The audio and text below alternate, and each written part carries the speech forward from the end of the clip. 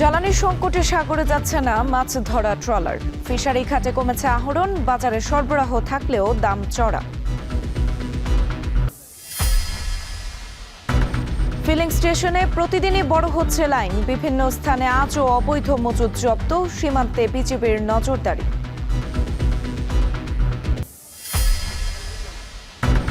টিকায় অবহেলা ও ক্যাম্পেইন বন্ধে হামের প্রকোপ, কার্যক্রম বন্ধ করা অন্তর্বর্তী সরকারের ভুল সিদ্ধান্ত, বলছে স্বাস্থ্য অধিদপ্তর। বীজ, সার আর সেচ খরচের চাপে কৃষক, চাষের লড়াই শেষে ন্যায্য দামেও হতাশা, কৃষক কার্ডে আশা খুঁজছে চাষিরা। নেতার ভেতর আতর না দিয়ে সেটা আমরা জনগণের সাথে যদি দিতারে। আমরা সরকারের কাছে এটাই চাই যে সরকার আমরা কৃষি কার্ড দেখ। যুক্তরাষ্ট্রের সেনাপ্রধান জেনারেল র্যান্ডি জর্জ বরখাস্ত, স্থল অভিযান মোকাবেলায় প্রস্তুত থাকার নির্দেশ ইরানি সেনাপ্রধানের।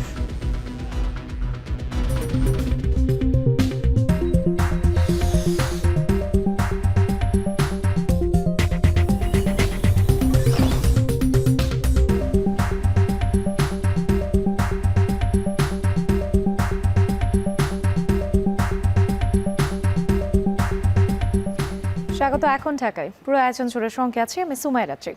জটিল হচ্ছে জ্বালানি পরিস্থিতি, জ্বালানি নিয়ে অসন্তোষ, দুর্ভোগ বাড়ছে। ফিলিং স্টেশনে ঘন্টার পর ঘন্টা দীর্ঘ লাইনে দাঁড়িয়ে তেল নিতে হচ্ছে গ্রাহকদের। এ নিয়ে আরও জানাতে রাজধানীর তেজগাঁও থেকে যুক্ত হচ্ছেন আফজাল হোসেন। আফজাল, ফিলিং স্টেশনের চিত্র এই মুহূর্তে কি দেখছেন এবং গ্রাহকরা কি বলছেন? রাত্রি সকাল থেকে আমি শাহবাগ, আসাদ গেট এবং তেজগাঁও এলাকার বিভিন্ন পেট্রোল স্টেশনগুলোতে ঘুরেছি এবং সবখানে দেখেছি ক্রেতাদের উপচে পড়া ভিড়। এবং আসাদ গেটের একটি পেট্রোল স্টেশন তো ইতিমধ্যে বন্ধ রাখা হয়েছে। তারা বলছেন যে ডিপো থেকে তাদের যে গাড়িগুলো আসে সেগুলো সময় মতো আসছে না এবং এর ফলে তারা গ্রাহকদেরও তেল দিতে পারছে না। আর তেল না পেয়ে যে ক্ষোভ বিভিন্ন সময় দেখেছি। এছাড়া লাইনে দাঁড়ানো নিয়ে হুড়োহুড়ি, অনেক সময় লাইন ভেঙে আগে ঢুকে যাওয়ার চেষ্টা, সব মিলিয়ে আসলে ছোটোখাটো বিশৃঙ্খলা কম বেশি লেগে আছে।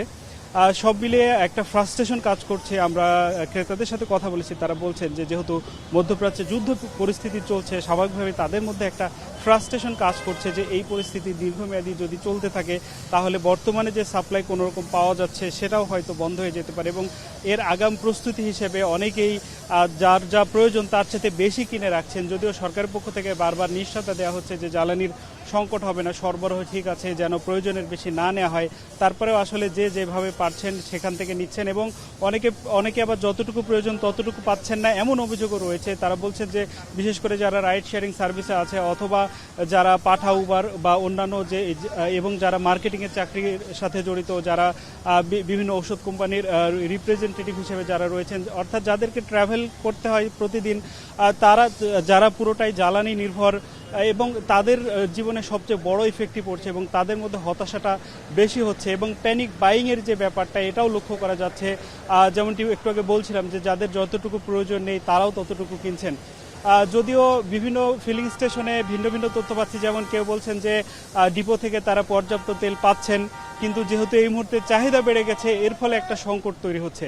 আবার অনেকে বলছেন যে ডিপোতে তারা তিন লরি যদি চেষ্টা করছেন তো এক লরি পাচ্ছেন এবং সেগুলো যতক্ষণ না পাম্পে আসছে ততক্ষণ পর্যন্ত তাদের যেই সমস্যাটা সেটা মিটছে না। সব মিলিয়ে আসলে এখন পর্যন্ত এই যুদ্ধ শুরু হওয়ার পর থেকে এখন পর্যন্ত যে সংকটটা শুরু হয়েছিল প্রতিটি ফিলিং স্টেশনে, সেই সংকটটা এখন অব্যাহত রয়েছে এবং কবে নাগাদ এই পরিস্থিতি স্বাভাবিক হয় আসলে কেউ স্পষ্ট করে বলতে পারছেন না।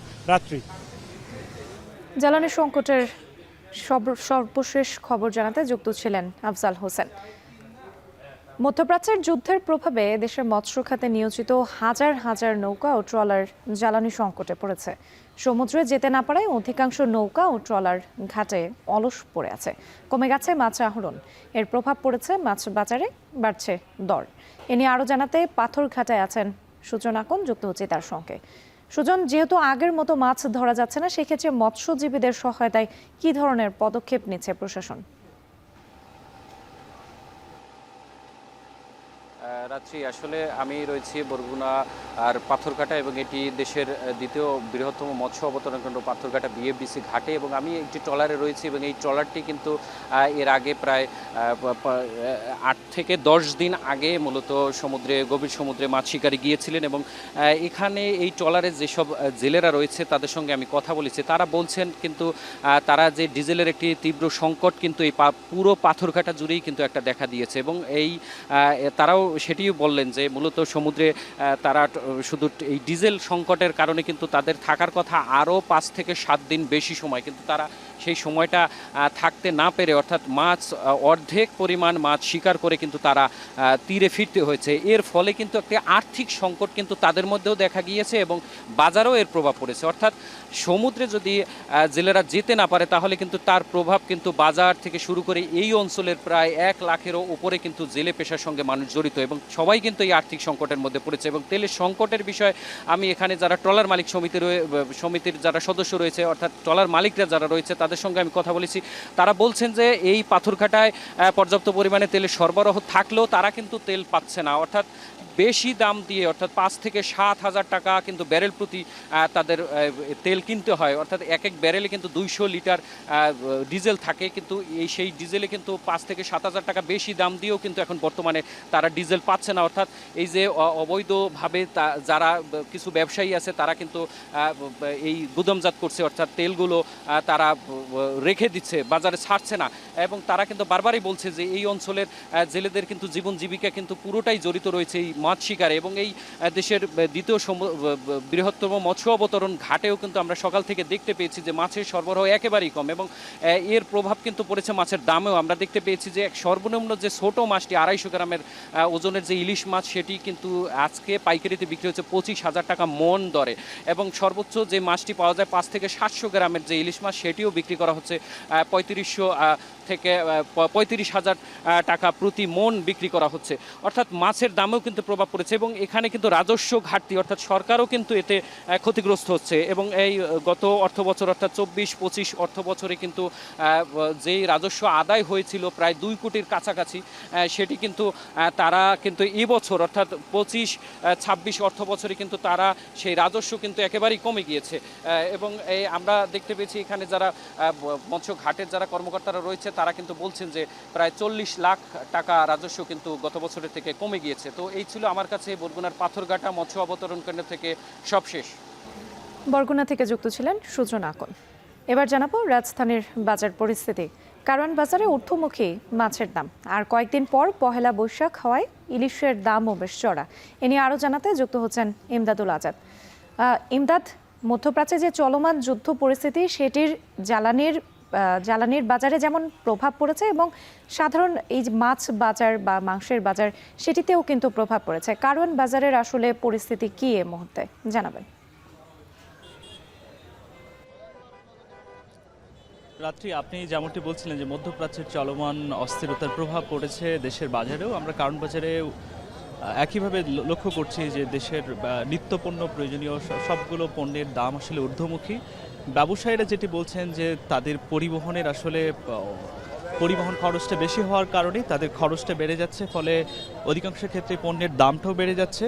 আমি এখন সবজির বাজারে আছি। এখানকার যদি একটু বিস্তারিত চিত্রটা আপনাকে জানাই, যে পটল এবং ঢেঁড়স যেটা বা অন্যান্য কোনো সবজি যেটা সাধারণ মানুষের প্রতিদিনের খাদ্য তালিকায় থাকে, এই ঢেঁড়স বা পটলের দাম এখন থেকেছে 80 টাকায়। এমনকি বেগুন বা চাল কুমড়ার কথাও যদি বলি সেটাও 80 টাকা, অর্থাৎ 80 টাকার নিচে কোনো সবজি কারওয়ান বাজারে আসলে নেই। এবং প্রায় গ্রীষ্মকাল এসেছে, এখন সালাদের জন্য যে টমেটো বা শসা, টমেটো শসাও 60 থেকে 80 টাকা দাম। অর্থাৎ দেখা যাচ্ছে যে কোনো একজন নিম্নবিত্ত মানুষ বা সাধারণ ক্রেতাও যদি ঝুড়িতে 4-5 পদের সবজি নিতে যায় তাহলে তাকে 4 থেকে 500 টাকা গুনতে হচ্ছে। আমরা যদি একটু অন্য হিসেবটা বিশ্লেষণ করি যে সাধারণ নিম্নবিত্ত মানুষের বা খেটে খাওয়া মানুষের আয় সাধারণত 500 থেকে 700 টাকার মধ্যেই হয়ে থাকে, তো তারা যদি 2 থেকে 3 পদের সবজি কেনে সেটা তাদের খরচ আসলে 4 থেকে 500 টাকা একদিন বাজার করলে সে টাকা চলে যায়। তো আমি কয়েকজন নিম্নবিত্ত বা কয়েকজন শ্রমিকের সাথে, শ্রমজীবী মানুষের সাথে এখানে এসে কথা বললাম, তারাও আসলে একই কথা বলছেন যে বর্তমান যে বাজার পরিস্থিতি, এই বাজার পরিস্থিতিতে তারা চাল বা ডাল কিনতেই তাদের আসলে 5 থেকে 700 টাকা চলে যায়। অনেক সময় তারা ভালো কোনো সবজিও কিনতে পারে না এবং আমিষের চিন্তা তো তাদের আসলে অলীক কল্পনার। রাত্রি কারণ বাজার থেকে এই ছিল আমার কাছে সবশেষ। বাজার পরিস্থিতির খবর জানাতে যুক্ত ছিলেন ইমদাদুল আজাদ। এবারে আবারও জানাবো জ্বালানির সংকট পরিস্থিতির খবর। সৈয়দপুরে অটো গ্যাসের সংকট চলছে। এলপিজি আমদানিকারক প্রতিষ্ঠানগুলো গ্যাস সরবরাহ না করায় এই সংকট বলে জানিয়েছে স্টেশনগুলো। এ নিয়ে আরও জানাতে সৈয়দপুর থেকে যুক্ত হচ্ছেন আমিরুল বাপ্পি। বাপ্পি, সৈয়দপুরে অটো গ্যাসের সংকট নিয়ে কি বলছে কর্তৃপক্ষ? ভোগান্তি কতটা?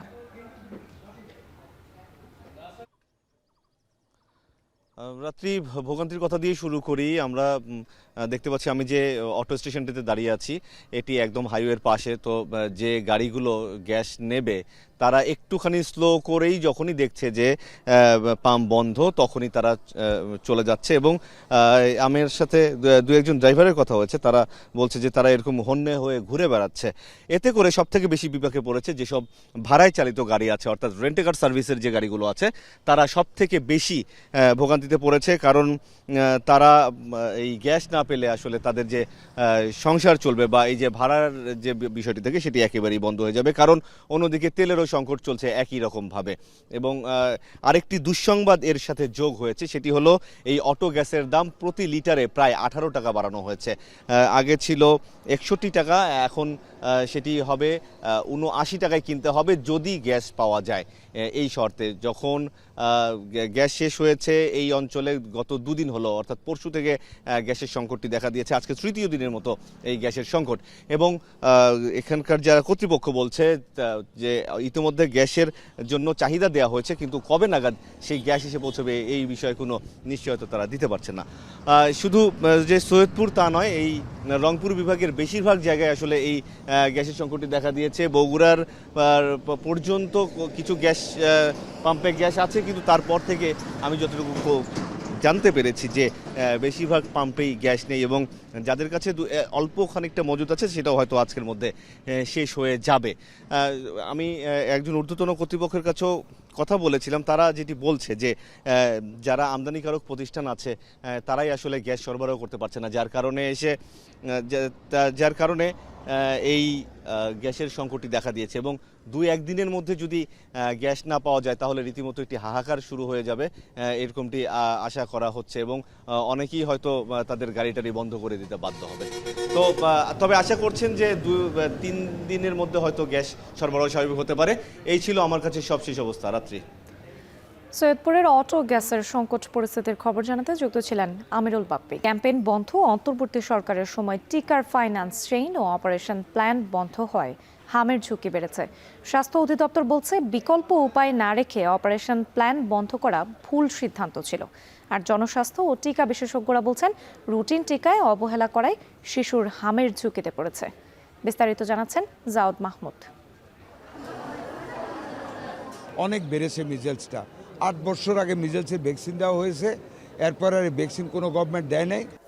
দেশে হঠাৎ হামের সংক্রমণ বেড়ে যাওয়ায় মার্চে স্বাস্থ্যমন্ত্রীর এমন বক্তব্য নিয়ে আলোচনা সমালোচনা শুরু হয়। তবে 8 বছর আগে হামের টিকা দেওয়া হয়েছিল। স্বাস্থ্যমন্ত্রী এমন দাবি করলেও ইপিআই বলছে টিকা দেওয়া বন্ধ নয়, 2020 সালের পর টিকার ক্যাম্পেইন বন্ধ হয়ে যায়। 2020 সালে ক্যাম্পেইনটা হয়েছিল, এটা রুটিন ইপিআইতে এই ভ্যাকসিনটা দেওয়া হচ্ছে, কিন্তু আমাদের বিসিজির কাভারেজ 100%, সেখানে MR1 দেওয়া হয় 9 মাসে পূর্ণ হলে, সেটার কাভারেজ হচ্ছে 92। বিভিন্ন কারণে এটা গত বছর করা সম্ভব হয়নি। গত 6 বছরে ক্যাম্পেইন বন্ধ থাকায় হামের দ্বিতীয় ডোজ থেকে প্রায় 33% শিশু বাদ পড়ে যায়। কিন্তু নিয়মিত ক্যাম্পেইন হলে প্রতি বছর বাদ পড়া 8 থেকে 12% শিশু টিকার আওতায় চলে আসে।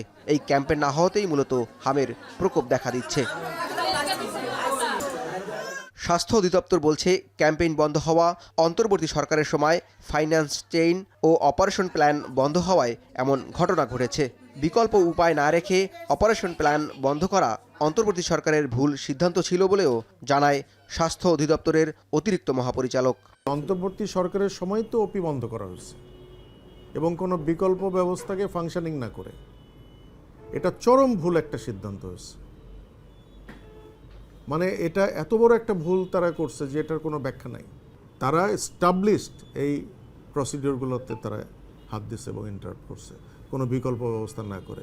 এবং এটা যদি চলতে থাকে তাহলে আপনি আগামী কয়েক মাস পরে আরও হয়তো এই ফিনান্সিয়াল ডিসরাপশনের জন্য যতগুলো প্রভাব পড়ে সরকার চালাতে গিয়ে বা স্বাস্থ্য ব্যবস্থার উপরে, এগুলো কিন্তু আরও এভিডেন্ট হবে। সম্প্রসারিত টিকাদান কর্মসূচি ইপিআই এর সাবেক প্রোগ্রাম ম্যানেজার ও টিকা বিশেষজ্ঞ ডাক্তার তাজুল ইসলাম বাড়ি বলছেন, রুটিন টিকায় অবহেলা করায় এমন ঝুঁকিপূর্ণ পরিস্থিতি তৈরি হয়েছে। রুটিন ভ্যাকসিনটা যদি ঠিক মতো দেওয়া হতো তাহলে এই প্রবলেমটা হতো না। আমি এই যে বললাম যে 30% বাচ্চা ঝুঁকির মুখে পড়তেছে, এবং 30% মানে প্রতি বছর 10,36,000 বাচ্চা ঝুঁকিতে পড়তেছে। পাবলিক হেলথের নিয়ম অনুযায়ী এই বাচ্চাটা যখন ক্রমান্বয়ে বৃদ্ধি পাবে, গত বছর 10,36,000, এবছর 10,36,000, যখন ওটা এক বছরের বাচ্চা যত জন্ম নেয় তার কাছাকাছি সংখ্যাটা চলে যায়, তখনই আউটব্রেক হয়, যেটা বাংলাদেশে হচ্ছে।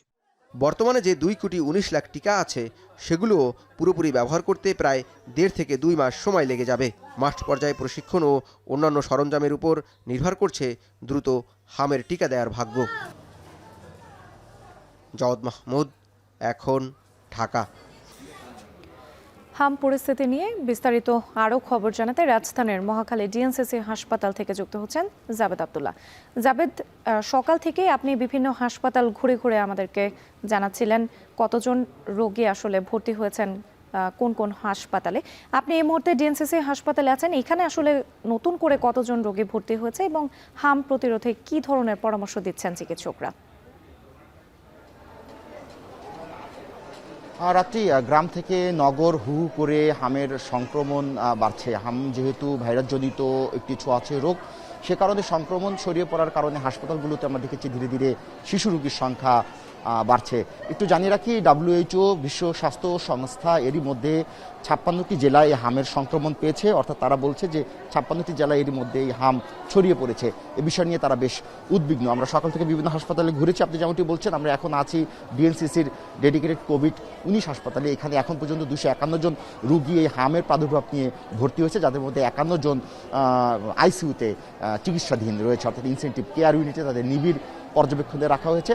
চিকিৎসকরা বলছেন যে হামের টিকা দেওয়া সম্পূর্ণ হওয়ার পরেও শিশুর শরীরে রোগ প্রতিরোধ ক্ষমতা, অ্যান্টিবায়োটিক কমে গেলে রুগী হামে আক্রান্ত হতে পারে। এবং সবচেয়ে ভয়ের বিষয় তারা যে বলছে যে হামে আক্রান্ত শিশুর পাশ থেকে অন্য যে রুগীরা রয়েছে তারাও হামে আক্রান্ত হতে পারে, যেহেতু এটি একটি ভাইরাসজনিত রোগ।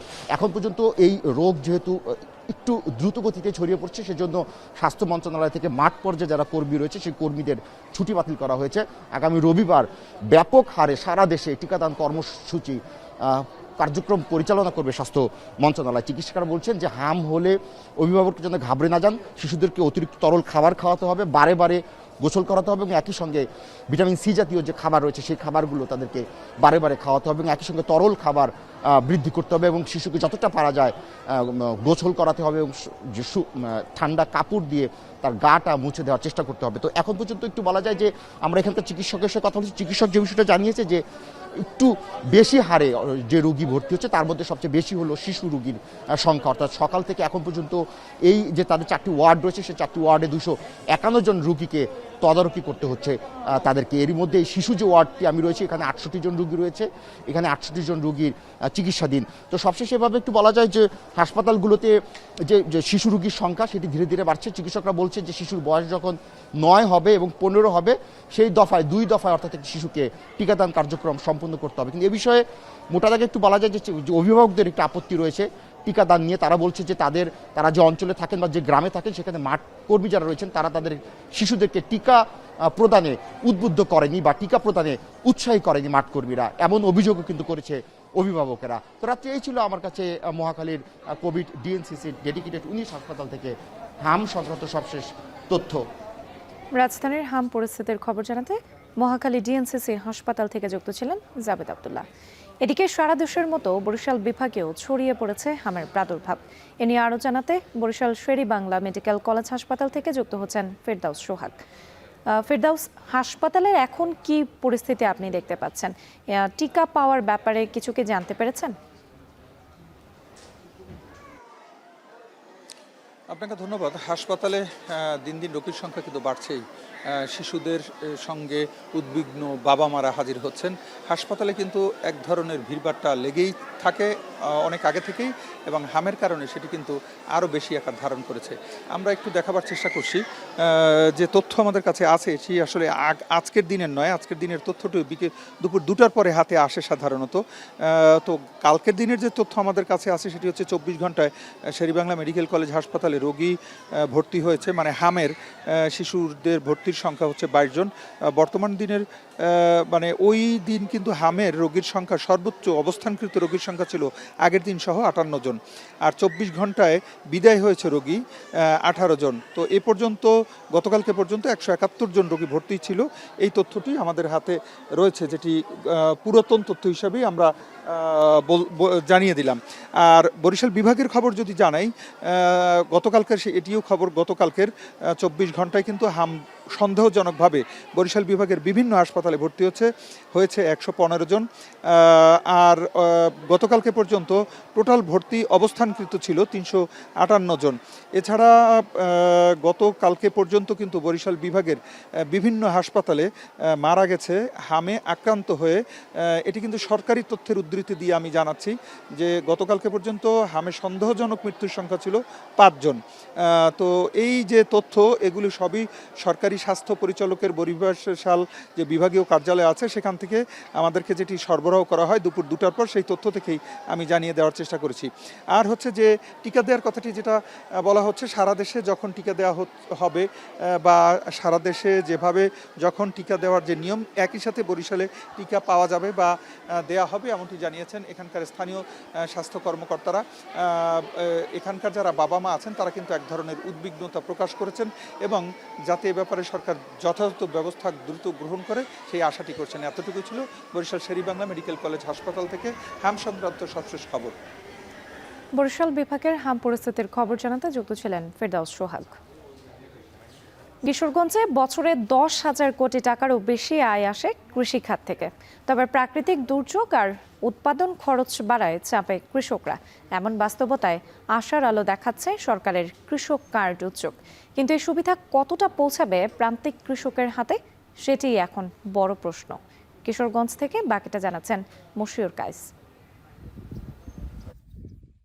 ঢাকি ইউনিয়নের কৃষক মোহাম্মদ আজমান আলী বরকান্দা হাওড়ে প্রায় 4 একর জমিতে করেছিলেন বুড়ো আবাদ।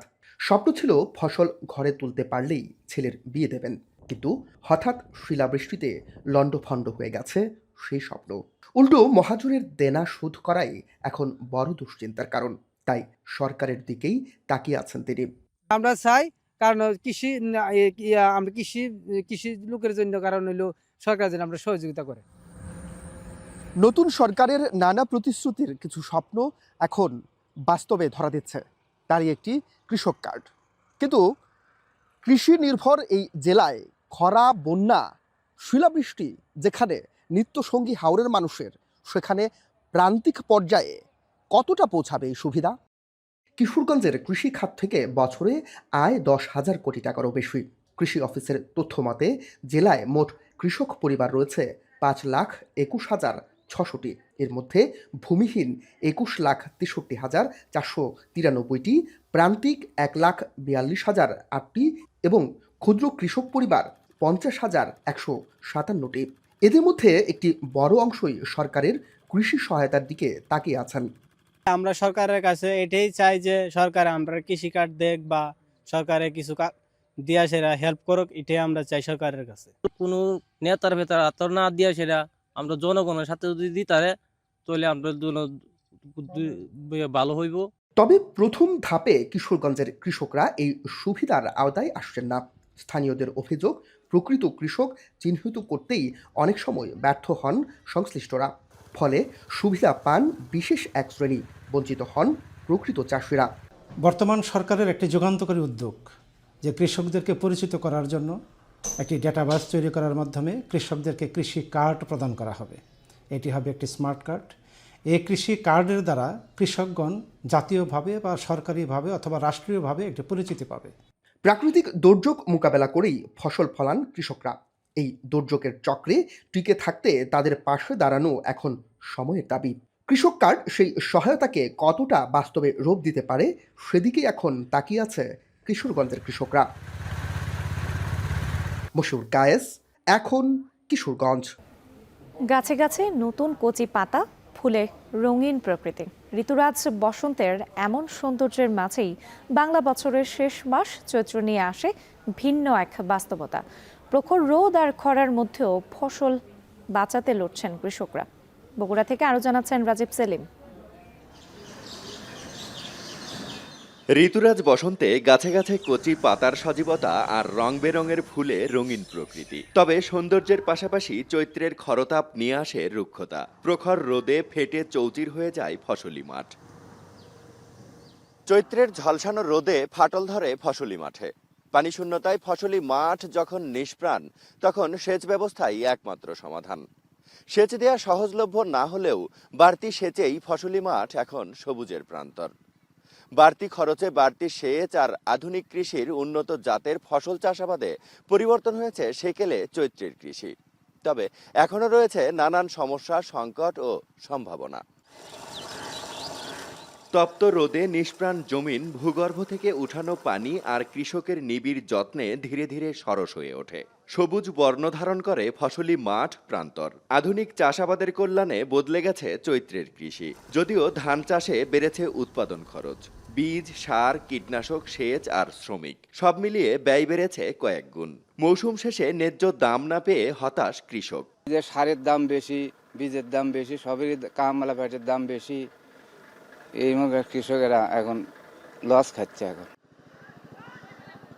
লাভ কমায় ধান আবাদে আগ্রহ হারিয়েছে কৃষক, ঝুঁকছেন ভুট্টা চাষে। লক্ষ্যমাত্রার চেয়েও বেশি জমিতে হয়েছে ভুট্টার আবাদ। একই কারণে গম চাষেও বেড়েছে আগ্রহ, তাই মাঠে মাঠে গম কাটার ব্যস্ততা। কৃষি অফিসের পরামর্শ হলে গম টম আবাদ করছে, আগে করতে পারিনি। পানি টানি ঠিক মতো ছেঁচা দেয়, এবার লাভবান হতে পারবো। এবার আল্লাহর মধ্যে পানি পুনি সার পানি দেওয়ার কারণে এবার ফলন ভালো হবে। আশা করা যায় বিঘাকে 10 মণ 12 মণ পাবো। শীত বিদায় নিলেও উর্বর মাটি আর সেচের কারণে মাঠে এখনো শীতকালীন সবজির সমারোহ। মহাস্থান হাটে জমজমাট সবজি কেনাবেচা। এই হাটকে ঘিরে প্রতিদিনের বাণিজ্য কোটি টাকা ছাড়িয়েছে। বগুড়ার আরেক প্রধান ফসল আলু। ভালো ফলন হলেও ন্যায্য মূল্য না পেয়ে লোকসানে আলু বিক্রি করছেন কৃষকরা। 35-40 হাজার টাকা বিঘা খরচ হচ্ছে ভাই। খরচ হওয়ার পরে এখন মনে করেন যে আলুর দামই নাই। এখন আলু বিক্রি হচ্ছে 5 টাকা 6 টাকা কেজি। এতে আমাদের অনেক লসের ভাগে পড়ে গেছি আমরা। ফসলের উন্নত জাত উদ্ভাবন ও পরিশ্রমী কৃষকের শ্রমে বাড়ছে উৎপাদন। ভালো দামের নিশ্চয়তা, সহজলভ্য সেচ ব্যবস্থা সহ কিছু সুবিধা নিশ্চিত করলে বদলে যাবে বগুড়ায় কৃষি অর্থনীতি। আমাদের এখন সারা বছরব্যাপী ফসল উৎপাদনের লক্ষ্যে আমাদের কৃষি গবেষণা বা আমাদের ধান গবেষণা বিজ্ঞানীরা নতুন নতুন জাত উদ্ভাবন করেছেন, যেটি আমাদের যেটা চৈত্র মাস যদি বলে থাকি, এই সময় কিন্তু জাতগুলো ভালো ফলন দিচ্ছে। আমাদের এখন সারা বছর সেচ দেওয়ার সুযোগ আছে, যার ফলে কৃষক এখন সহজে সেচ দিতে পারছে এবং ভালো জাত আসার কারণে তারা ফসল চাষে উৎসাহিত হচ্ছে। কাঠফাটা রোদ, শুষ্ক আবহাওয়া আর অতিরিক্ত গরমে চাষাবাদের অনুপযোগী ছিল বাংলা বছরের সব শেষ মাস চৈত্র। অত্যাধুনিক সেচ ব্যবস্থা আর কৃষকের অক্লান্ত পরিশ্রমে সেই চৈত্রেও ফসলি মাঠ ভরে গেছে নানান জাতের ফসলে। অতিরিক্ত সেচের বাড়তি খরচ আর পরিশ্রমে উৎপাদিত এসব পণ্যের ন্যায্য মূল্য পেলে আরও সমৃদ্ধ হবে বাংলাদেশের কৃষি। রাজীব সেলিম, এখন বগুড়া। সেবারের প্রসঙ্গ, ইরানের সবচেয়ে বড় সেতুটি হামলায় ধ্বংস হয়ে গেছে। খুব বেশি দেরি হওয়ার আগেই ইরানকে চুক্তি করতে হবে বলে হুঁশিয়ারি দিয়েছেন মার্কিন প্রেসিডেন্ট ডোনাল্ড ট্রাম্প। এদিকে স্থল অভিযান মোকাবেলায় কমান্ডারের সব সময় প্রস্তুত থাকার নির্দেশ দিয়েছেন ইরানের সেনাপ্রধান আমির হাতামি। তিনি বলেন, ইরানে স্থল অভিযান চালানোর চেষ্টা করলে শত্রুদের কাউকে জীবিত রাখা হবে না। শত্রুপক্ষ হার না মানা পর্যন্ত লড়াই চালিয়ে যাওয়ার অঙ্গীকার করেন ইরানের সামরিক বাহিনী। এদিকে যুক্তরাষ্ট্রের সেনাপ্রধান জেনারেল র্যান্ডি জর্জকে বরখাস্ত করেছেন দেশটির প্রতিরক্ষামন্ত্রী পিট হেগসেথ। তবে এর কোনো সুনির্দিষ্ট কারণ জানায়নি যুক্তরাষ্ট্রের প্রতিরক্ষা দপ্তর। পেন্টাগন অবশ্য বিষয়টিকে অবসর হিসেবে উল্লেখ করেছে। 41তম army chief of staff Randy জর্জের মেয়াদ আরও 1 বছরের বেশি সময় ছিল। ট্রাম্পের জাতীয় নিরাপত্তা কর্মসূচির আওতায় প্রতিরক্ষা বিভাগকে নতুন রূপ দিতে এই সিদ্ধান্ত নিয়েছেন পিট হেগসেথ।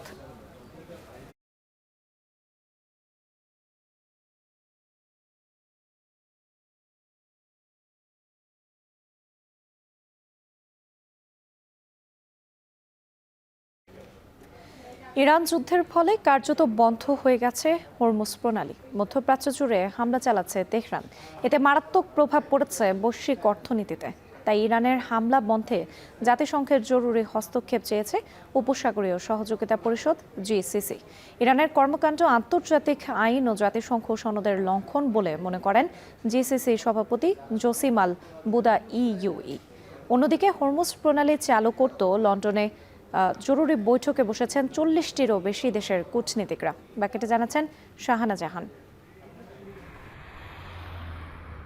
ইরানের হামলা অবিলম্বে বন্ধে জাতিসংঘের জরুরি হস্তক্ষেপ চেয়েছে উপসাগরীয় সহযোগিতা পরিষদ জিসিসি। জাতিসংঘ নিরাপত্তা পরিষদে বক্তব্য দিতে গিয়ে জিসিসি মহাসচিব জসিম আল বুদাউই বলেন, ইরানের কর্মকাণ্ড আন্তর্জাতিক আইন ও জাতিসংঘ সনদের প্রকাশ্য লঙ্ঘন।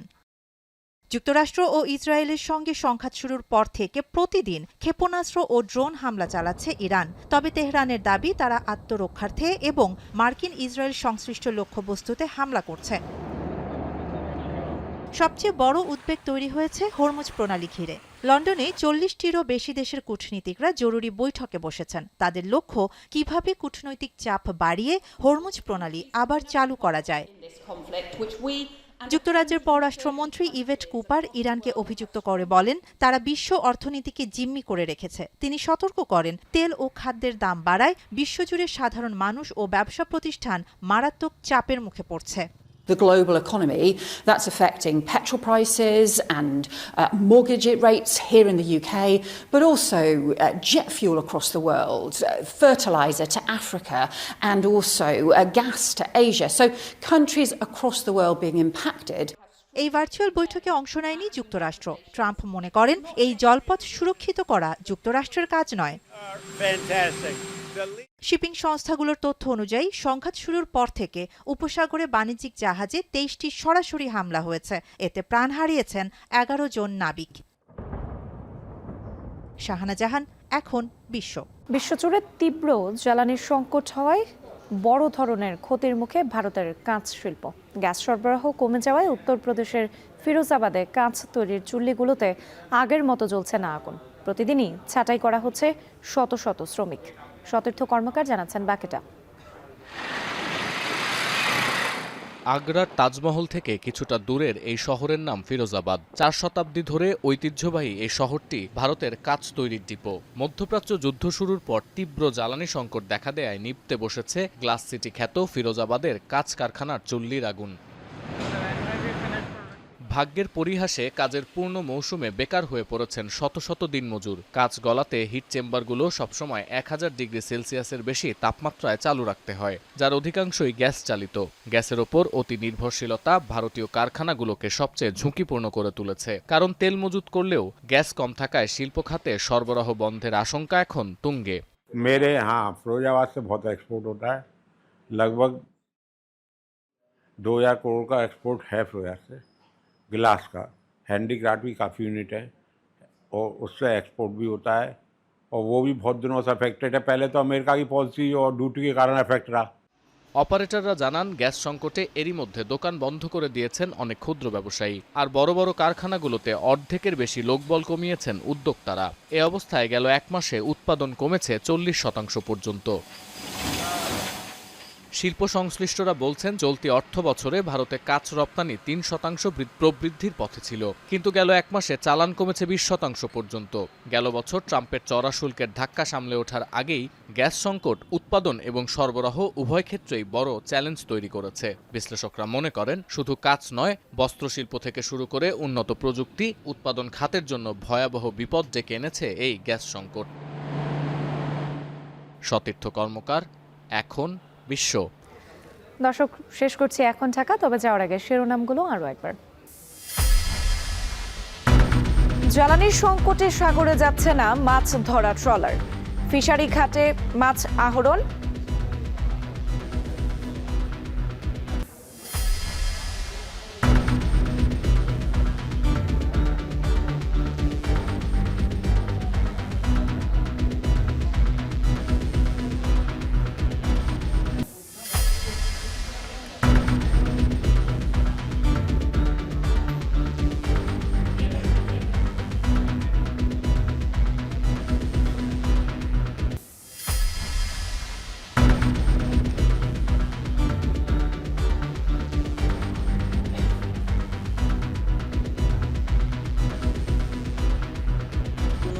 নেতার ভেতর আতর না দিয়ে সেটা আমরা জনগণের সাথে যদি দিতারে। আমরা সরকারের কাছে এটাই চাই যে সরকার আমরা কৃষি কার্ড দেখ।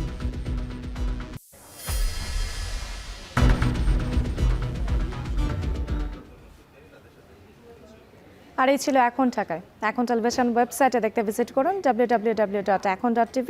এছাড়া ফেসবুকে দেখতে ভিজিট করুন facebook.com/tv.ekon এবং ইউটিউবে এখন টেলিভিশন দেখতে ভিজিট করুন youtube.com/c/ekontv।